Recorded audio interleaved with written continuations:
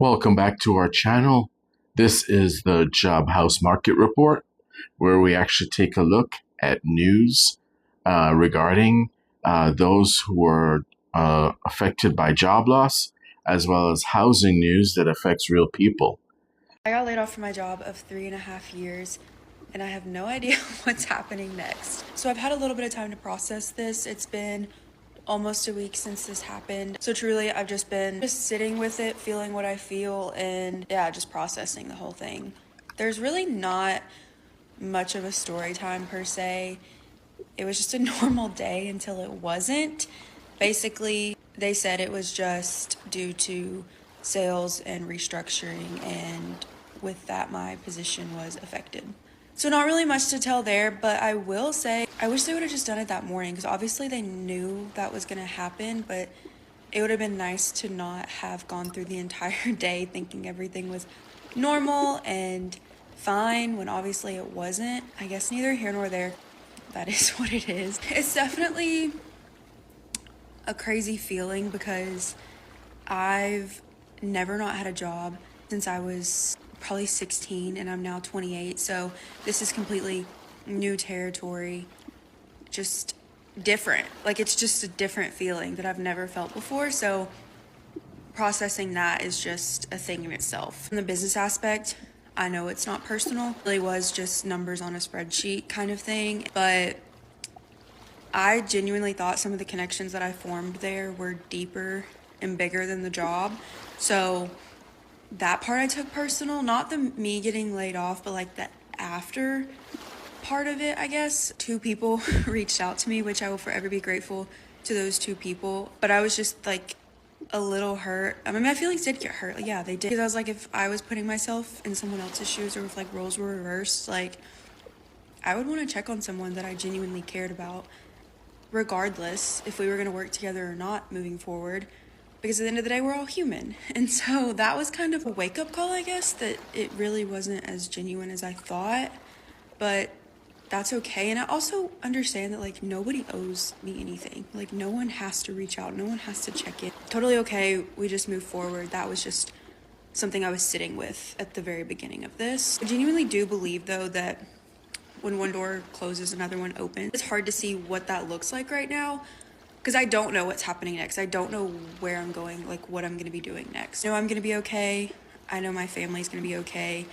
And the one thing that this has taught me, and I know I've heard this so many times, but I guess until you like live it, you don't really think about it, is that the only place I'm not replaceable is my home. Don't even really know why I'm sharing this, because it is such a vulnerable thing to put out there. I was really embarrassed by it. Like, just saying I got laid off like embarrassed me, and it kind of still does to an extent. Also, at the end of the day, know that it shouldn't.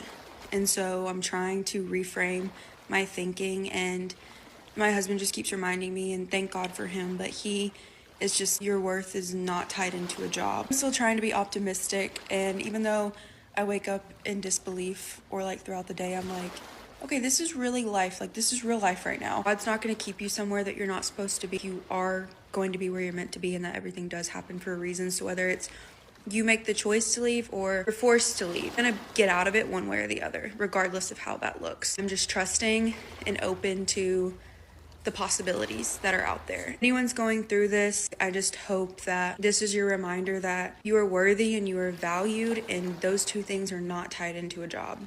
It's okay to fear the unknown. Just don't allow it to consume you, and just be expectant that big things are going to happen in your life. Because that's what I'm just reminding myself of right now too. I know this is going to be a journey, but if you want to follow along with it, I would love to have you here in my what comes next. But yeah, like I said, your worth and your value is not tied into a job, so never forget that. And shout out to the creator for offering this contribution. And we'll definitely put a link to this creator if you can provide assistance, perhaps job leads or any kind of assistance at this time of trial and tribulation through job loss. The most important thing to remember is taking critical steps in the first 30 days after the job loss. And as we mentioned, simply like this video and post a comment job, and we'll provide you with a 30-day reset after job loss, completely free ebook. And the most important thing is that losing your job can shock your nervous system and cloud your thinking. Today is about slowing everything down and just creating safety, acknowledging what happened in factual, neutral language. I just got let go from my job as part of organizational shifts and return to office. As you guys know, I have been a remote employee for the past 5 years, really since the beginning of the pandemic. And I'm crying because, not because I'm sad that I got let go. Obviously, the instability of losing an income always sucks. What sucks most about being let go is somebody taking control out of your hands. I always preach internally and here at home that we have got to be the people in the driving seat of our futures, of our careers. And when a company takes that control out of your hands, it sucks, because all of a sudden the plan that you had, the roadmap that you were on board for, is gone. Now you've got to start over. And this is why you've always got to have a plan B, a plan C, and most importantly, an emergency fund. I am incredibly upset and frustrated. There have been several shifts in the company in this last couple of months that I just knew the writing was on the wall, and I knew my time was coming. But the fact that we have an emergency fund, because ultimately that is what matters at the end of the day, is that we have money to pay our mortgage, to pay for our daycare.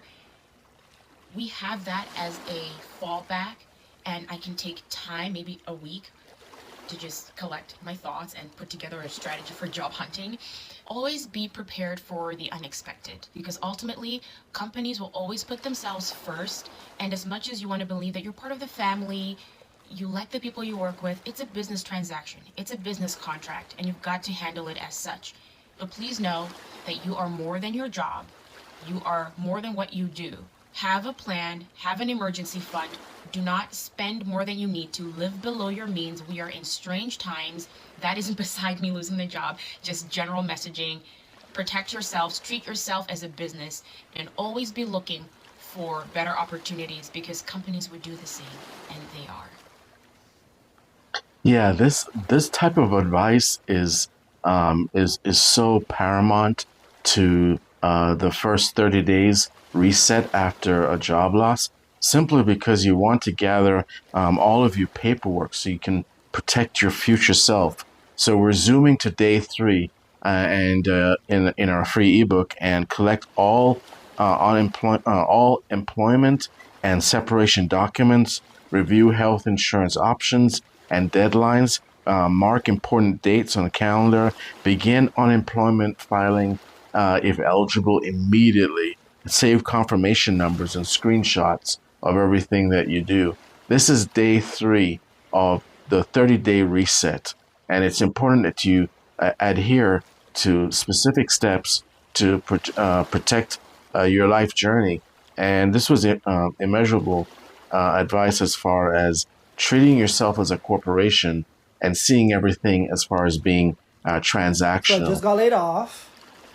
Yep, laid off. They're restructuring the damn freaking department. TikTok, now it's on you. Make me rich. Let's go. Everybody, please like this video. Share it. Do something. I beg of you. Do a little. Send me a little note. A little note right now. I am upset. Obviously, it's not the time to get laid off. But I have faith in God. My faith in God is immense, and I know that He's gonna take care of me. But it would be nice if this video could go, a few thousand views, a few million views. Ooh, and now I'm gonna be making way more TikToks, because I haven't made TikToks in a while. And any brand that wants to send me PR, please send me some PR, because I just got laid off. Mwah. Yeah, so this highlights day 4, emotional processing. Job loss triggers grief in many forms. Name the emotions you're experiencing. Accept that the mixed feelings are normal. Journal briefly without editing yourself, and avoid comparing your situation to others. And this goes back to day 3, which is to approach the experience with neutral language without judgment, and use gentle movement to process stress physically, reduce caffeine if anxiety is high, remember emotions are information, not instructions, and let feelings pass without judgment. Emotional honesty builds resilience. And with our Job House Market Report, we're going to be taking this opportunity to try and chronicle as many of the experiences and profile them here, with the hope that perhaps employers, perhaps contractors will see these contributions from these creators and may extend an opportunity to them simply by virtue of us posting their link in our description. And by all means, if you feel that a job reset is pending, with each day, reset is possible. So, and we never actually know what's actually happening in the boardrooms. We never actually know what's actually happening in HR when it comes to our, our positions. And, there's this constant state of flux. So you must be prepared. Try and downsize as many of your expenses as possible. And definitely just take a moment to reflect on yourself. See yourself more as a business. If you need to cut back on some of your expenses, like, instead of probably eating out 4 times a week, perhaps cut back to 2 times a week, and pocket that money in a completely separate savings account where there's only inflow into the savings account, and apply as much discipline as possible, because ultimately that discipline is going to be able to protect you. Some of our creators in previous videos have referred to this creator. One of the creators in this video referred to the savings account as an emergency backup. Other creators have referred to them as FU accounts. And of course, you know what the FU stands for. So at the end of the day, examine what your expenses are.